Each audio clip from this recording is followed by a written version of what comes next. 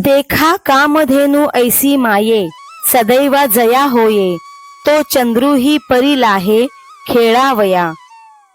सुदैवाने ज्याला कामधेनुसारखी आई लाभलेली आहे, त्याला आकाशातील चंद्र देखील खेळावयास मिळतो.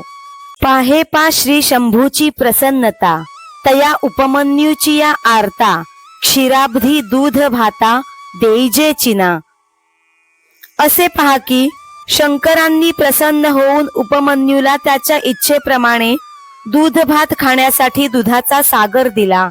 तैसा औदार्याचा कुरुठा, श्रीकृष्ण आपू जाहलिया सुभटा, का सर्व सुखांचा वसवटा तोची नोहावा.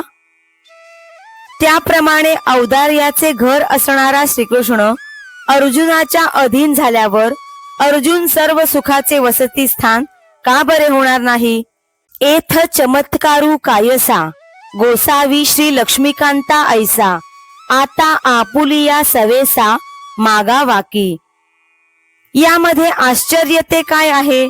लक्ष्मीकांत सारखा मालक लाभल्यावर आता आपल्या इच्छेप्रमाणे मागितले पाहिजे. म्हणोनी अर्जुने म्हणितले, ते हासोनी येरे दिधले, तेची सांगेन बोलिले काय कृष्णे.